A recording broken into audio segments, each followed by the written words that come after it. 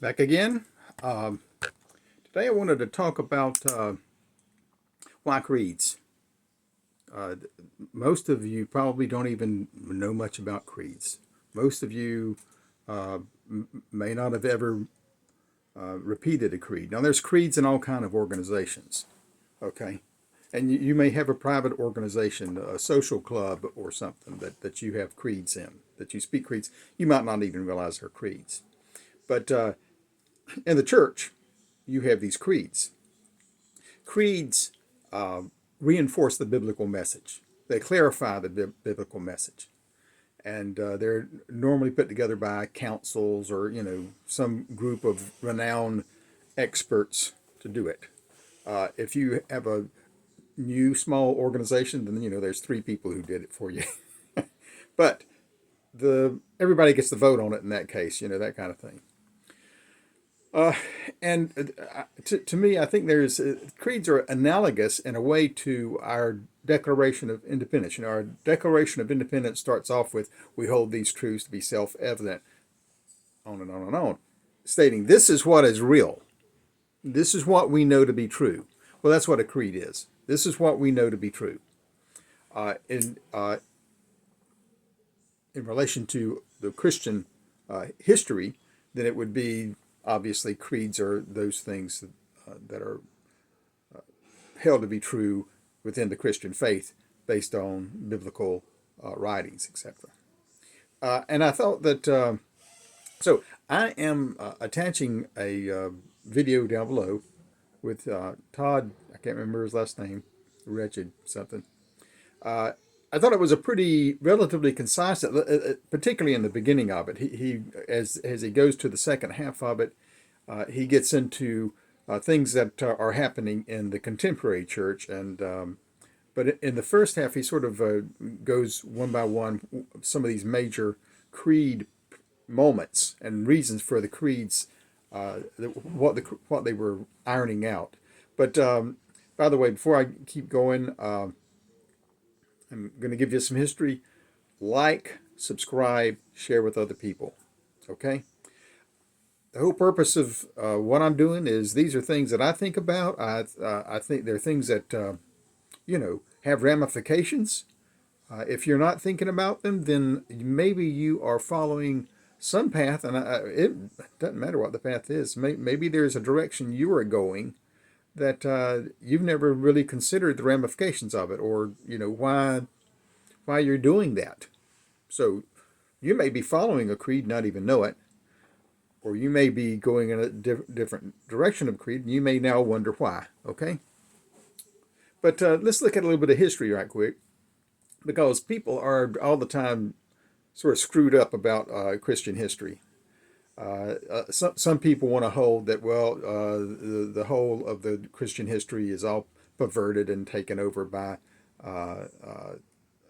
people who have evil intents, or can't modified by different faiths, etc. There's aspects of that certainly, and there's you can see that in denominations today to a degree. But I think we need to understand that the church was going along there for over 200 years. There were ideas that were popping up. There were, like the Gnostics.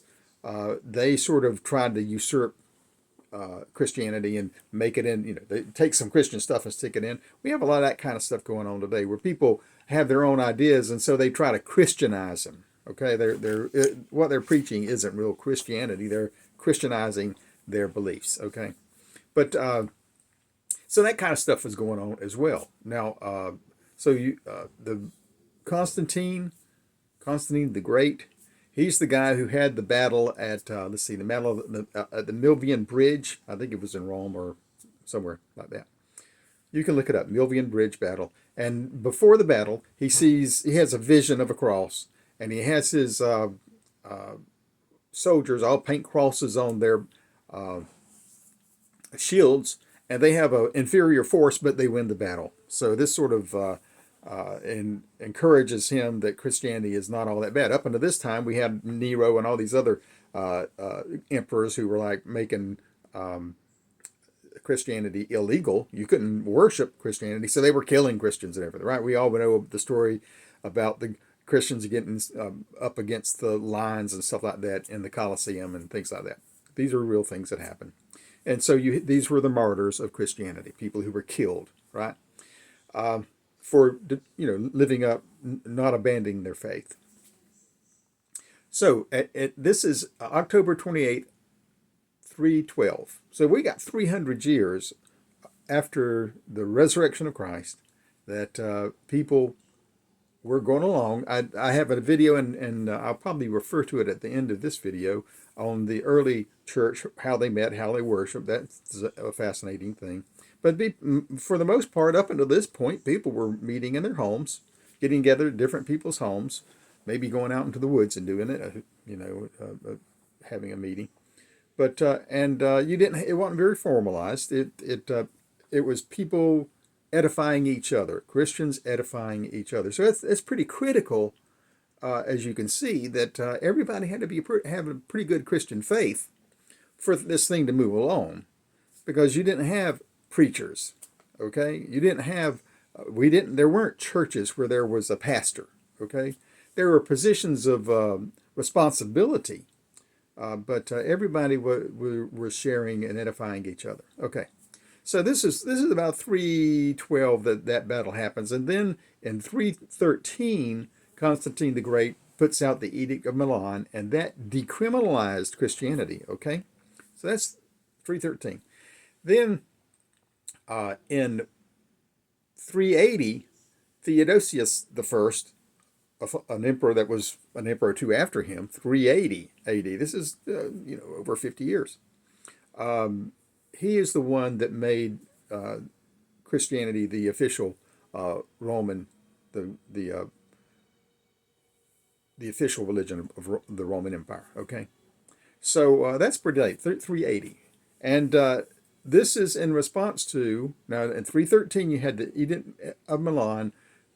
Christianity was decriminalized, and then I think it was Constantine who wanted, let's get everybody together. We've got a lot of ideas going on out there. We got the Arians and Manichaeans, I think, and some other things, and you can look this up and study this on your own, okay? But you had these various ideas that they weren't jiving, and he's saying the church needs to get together and decide what they believe. So obviously he was supporting the church at this point. He had not yet, there were no church buildings that I know of yet, I don't believe. But he was supporting the church, the Christian movement. And so he called together the bishops from Egypt, from Thessalonica, from Syria, wherever these bishops were from, and he pulled them together and said, now work out what the church believes. And it's in this meeting that we come out with the Nicene Creed. So you might be in a church who has used the Nicene Creed from time to time. I remember as a youth we sang it as in choir. It was one of the things we performed with the Nicene Creed. And that clarified the church's view of the Christian message. Okay, now this is before popes, right? We had bishop here, bishop there, bishop there. There was no pope. There was no centralization in that sense, which happened that started happening as centuries went by, and especially once it became the official state church, then that sort of knocked out the other religions. So if you were worshiping Zeus in your temple, well, your temple probably got converted into a Christian church, and then if you were going to keep your job as the priest of your temple, you would say, okay, I'll become a Christian too. You can see this happening because humans, for the most part, they're just trying to get by, right? And that's part of our sinfulness, not really always believing what we pretend we believe, right? So you had this going on, but that's to follow, and so you have the bishops who get together and they vote on this. There was not one pope who said, okay, here's the Nicene Creed, everybody's going to believe it. Okay, this is all those bishops getting together, having a debate, and saying, look here, Arian, your idea is just not cutting it with the biblical faith. We're not going to have that as part of our worldview. So here's the Nicene Creed, everybody. We've knocked out Arianism and a few other things, and here's the straightforward biblical faith that we're to follow. That's the Nicene Creed. Now, things continued to happen. People, they're out there in their own provinces. Right now, there's people in schools and churches all over the world who have their own notion about who Jesus is and yada, yada, yada. That's part of what Todd in the video that it's attached, he addresses that. It's how we've got things going on that they're not biblical today, and people are preaching it, right? Sort of fascinating to see what he points out. But so you have the Council of Nicaea that rejects Arianism. It rejects Docetism, which is dualism, Gnosticism, as I mentioned, and then you had other ideas come sort of seeping into the church with different bishops who were or other learned Christians who were espousing things, and so they had another council, and so that was Nicaea was 325. First Council of Constantinople was 381, and they condemned Apollinarius. And you can look up the Council of Constantinople 381. You can learn about it. Then there was a Council of Ephesus in 431 A.D., and it rejected Nestorian theology. And once again, look that up, see what you think of it. And then in 351, the Council of Chalcedon condemned Arianism again. It was still around, and monophysitism. Anyway, look up the Council of Chalcedon, 451. So there you have councils that we're just talking about not even 100 years. Over a period of 100 years, the church grappled with different issues, different viewpoints, and came to these conclusions and put out their different creeds based on these councils. And throughout history, you will find different faiths.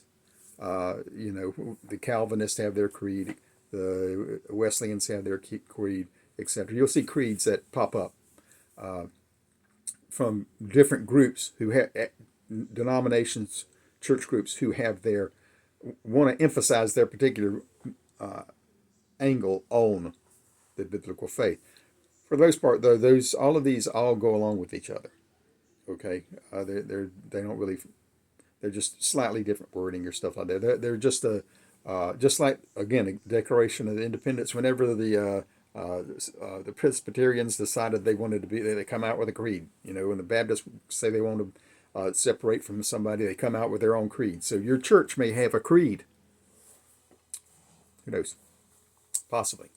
So, as I said, this video below suggests contemporary heresies as well, including the personal Jesus, which is found in seeker-sensitive movement, which is really pervasive throughout denominations all over the place. And most of the, I think, people you see on TV are seeker-sensitive because they're wanting you to come and be part of their thing. They want to raise funds from you, so they want you to be happy.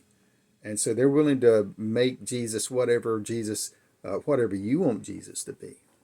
You can be happy with your Jesus, okay? Which is not a, I was, another thing I thought about this is that we have, and the presenter gets into this to a degree, and he was talking about how one of the current ministers, look at the video, you can see it all yourself, is trying to claim that Christianity didn't start until Christ rose from the dead. And he makes a very good argument how that's bunk. But as I listened to that, it struck me that if you do not have if you're rejecting things like the Book of Revelation and other things akin to the Book of Revelation in Scripture, then you're missing the boat. You can't see everything. Obviously,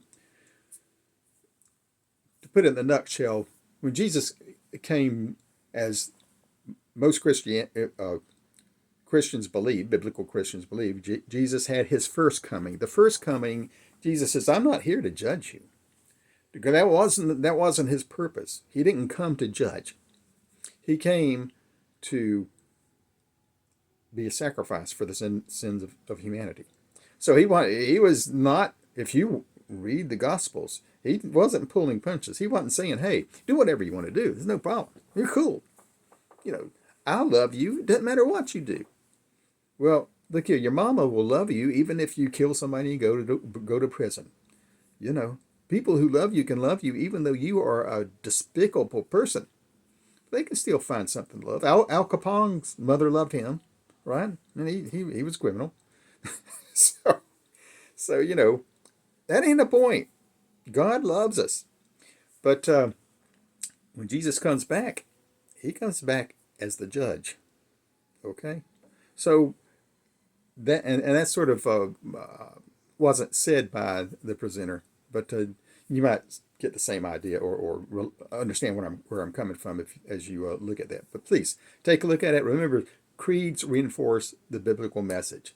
The Declaration of Independence reinforces how we see the world, how the people of the United States see things. We have certain truths that are self-evident. God made us all. We're our own people. We don't need kings, right? Etc.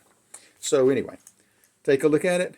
I will put a video. I think it'll be over here for you to look at. That's related to the house church stuff.